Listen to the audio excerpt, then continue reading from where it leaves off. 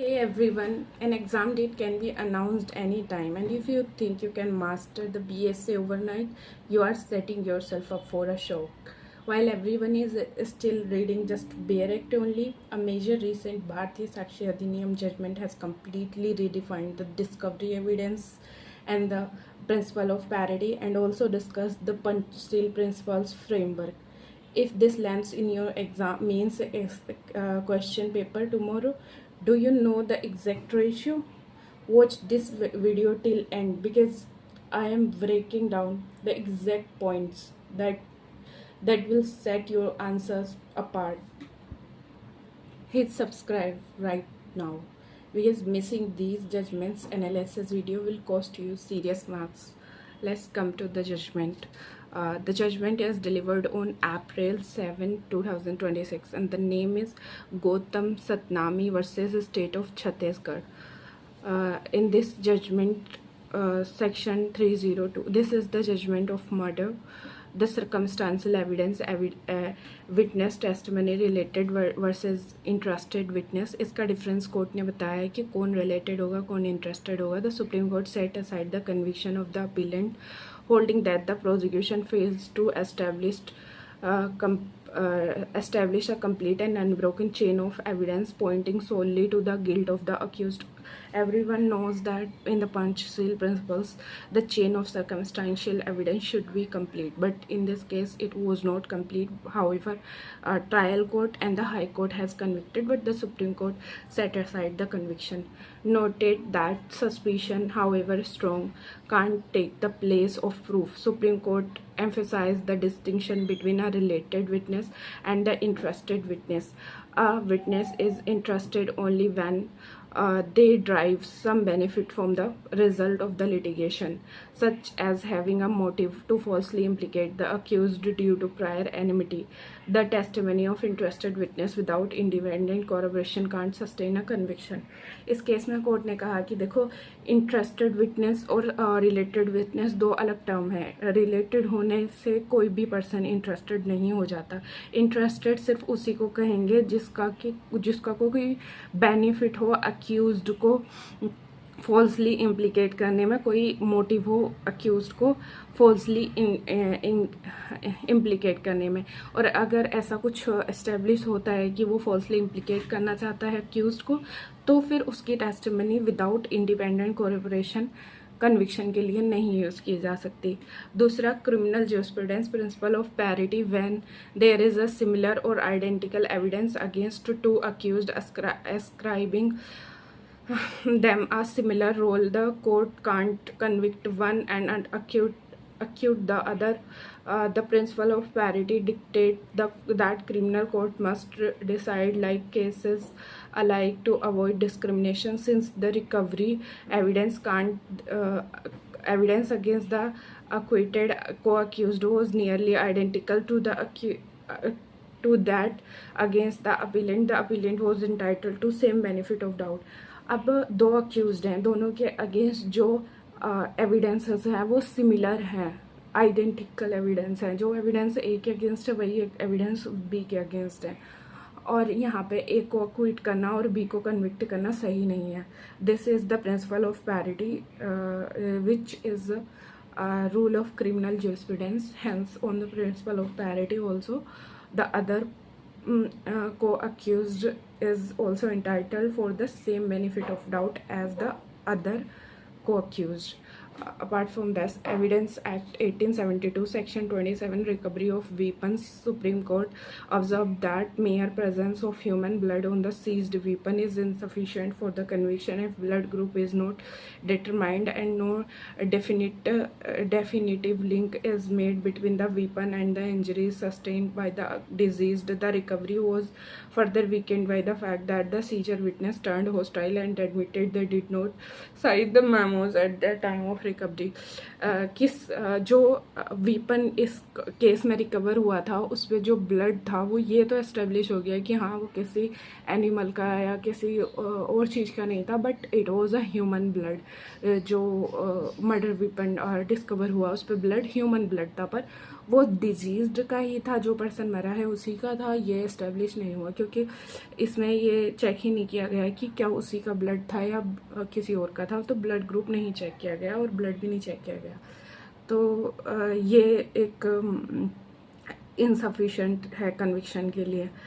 तो ये और इसके अलावा जो रिकवरी हुई है एक्स की, मतलब जो यूज़ मर्डर वेपन की जो रिकवरी हुई है, उस पे जो विटनेसेस ने साइन किए, क्योंकि जब रिकवरी होती है तो विटनेसेस होते हैं। जैसे ए एक अक्यूज्ड है, उसने पुलिस के सामने पॉइंट आउट किया कि वहाँ पे मैंने मर्डर वेपन छुपाया है, तो वहाँ पे इंडिपेंडेंट विटनेसेस सिग्नेचर करेंगे अपना कि हाँ हमने ये पॉइंट आउट करते हुए अक्यूज्ड को देखा है कि उसने बताया है कि वहाँ पे मर्डर वेपन छुपा हुआ है। तो जो विटनेसेस ने साइन किया कि हमारे सामने डिस्कवरी हुई, हमारे सामने अक्यूज ने बताया, वो हॉस्टाइल हो गए और उन्होंने कहा कि हमने साइन तो किया रिकवरी मेमो पे, पर उस टाइम पे नहीं किया जिस टाइम पे रिकवरी हुई, बाद में किया। तो इससे एक सीरियस क्वेश्चन कोर्ट के माइंड में आता है कि क्या एक्चुअली वो लोग रिकवरी हुई थी, क्या एक्चुअली वो लोग वहाँ पे मौजूद थे जिस वक्त रिकवरी हुई थी। अब let's come to the case. तो इसके फैक्ट ये हैं कि एक दिन पहले, मर्डर के एक दिन पहले, जो अपीलेंट है जिसने अपील फाइल की है, जो कि अक्यूज्ड भी है, वो डिजीज्ड के साथ लिकर पी रहा था। देवर ओल्ड फ्रेंड, साथ में उनमें नफ़रत और दुश्मनी भी चल रही थी साथ साथ। वो पहले किसी और केस की वजह से अपीलेंट जो है वो जेल जा चुका था, जिसमें कि डिजीज्ड उसका को अक्यूज था और वो अब्सकॉन्डिंग था। उसने अपीलेंट को बेल रिसीव करने में हेल्प की और अपीलेंट कह रहा है कि मैं तुम्हारी वजह से जेल गया था, तो इस वजह से मैं तुम्हें नहीं। तो अपीलेंट के अगेंस्ट ये एविडेंस है कि अपीलेंट को एक दिन पहले लिकर पीते हुए अक्यूज डिजीज़ के साथ ये धमकी देते हुए सुना गया कि आई विल किल यू, तुम्हारी वजह से मैं जेल गया था। उसके बाद नेक्स्ट डे जो है उसका मर्डर हो गया। अब इस केस में एक विटनेस है राजा राम, उसी की टेस्टिमनी के बेसिस पे प्रोसिक्यूशन ने ये केस बनाया कि नेक्स्ट डे नाइट में एक एक्स लेके आर्म्ड विद एक्सेस वो आता है उसके अपीलेंट डिजीज्ड के घर पे और वो उसको मल्टीपल इंजरी कॉज करके मार देता है। तो ये कैसे? क्योंकि राजा राम ने जो है वो लास्ट सीन टुगेदर थ्योरी का एविडेंस दिया। Last scene together theory is relevant under section 7 as it is part of occasion and opportunity. Means you were seen with him, you had the opportunity to kill him. If you did not kill him, then explain who else may have intervened and how, when you set apart yourself from the deceased. ये concept है last scene together theory का broadly.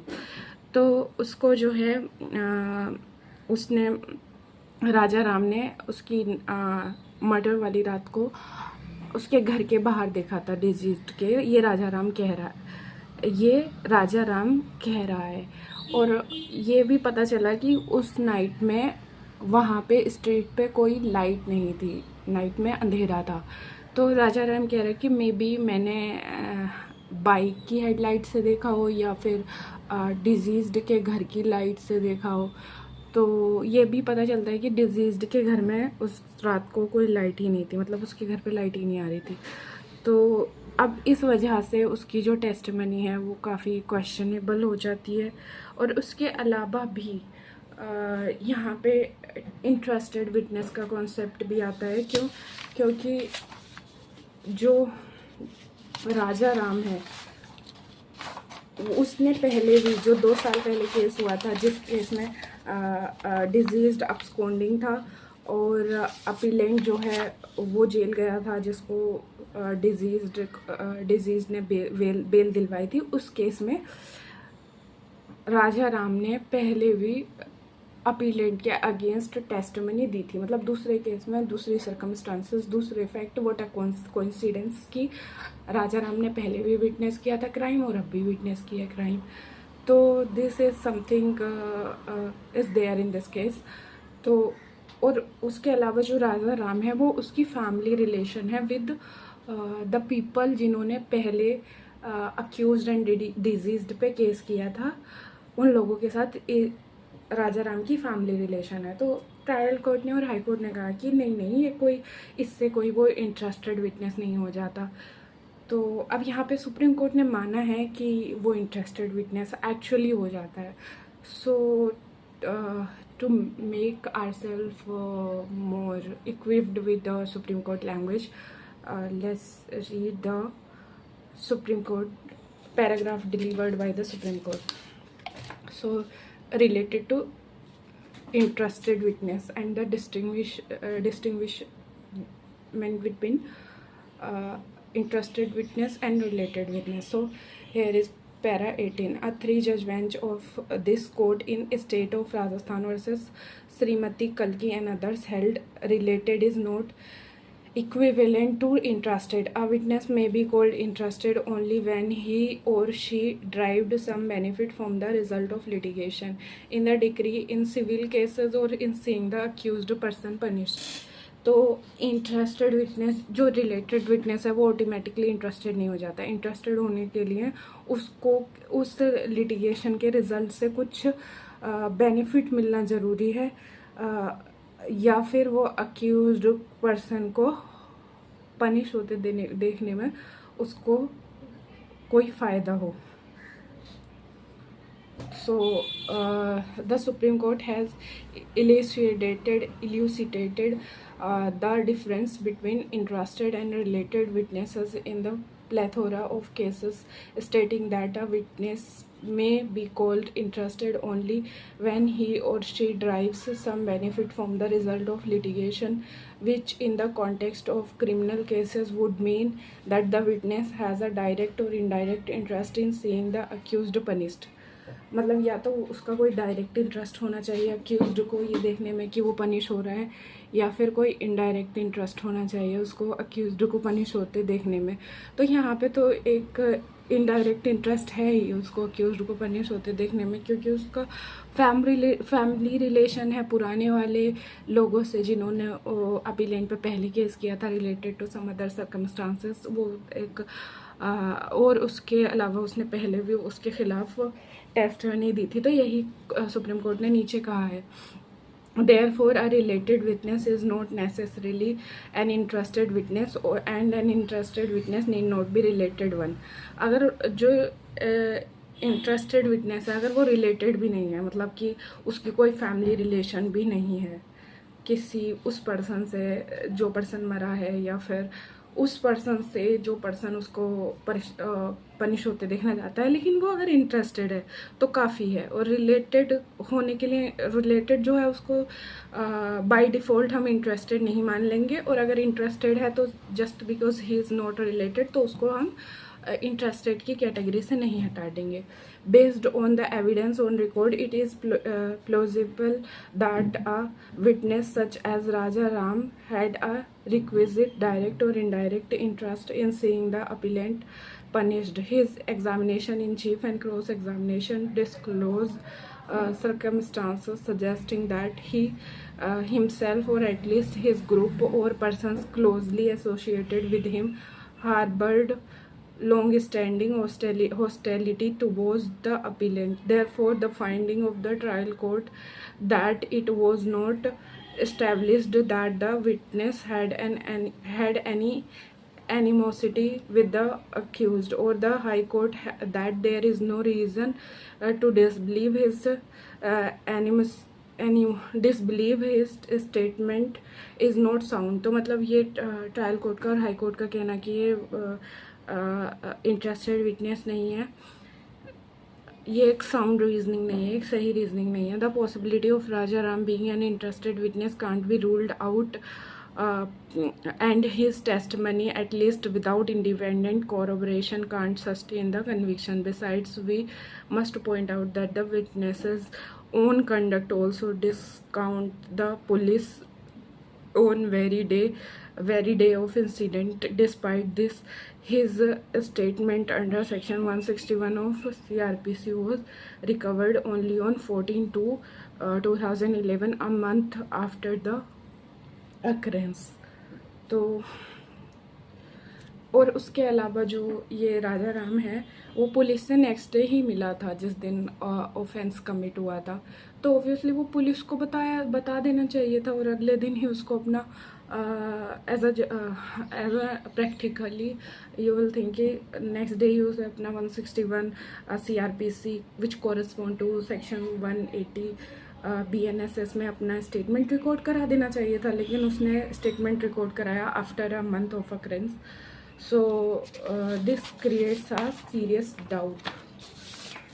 तो इसकी testimony इस वजह से court ने discard कर दी, कहा कि बिना कोरोबरेशन के उसकी टेस्टिमनी को नहीं रिलाई किया जा सकता, और कोरोबरेशन तो है ही नहीं।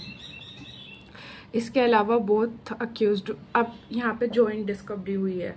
जॉइंट डिस्कवरी किस चीज़ की हुई है? मर्डर वेपन की, क्लोथ की, लेकिन ये तो एस्टेब्लिश हो गया कि ये ह्यूमन ब्लड था, और जो बाल हैं वो सिमिलर हैं उन बालों से जो बाल की उस जहाँ पे ऑफेंस कमिट हुआ वहाँ पे पड़े हुए बालों के सिमिलर हैं।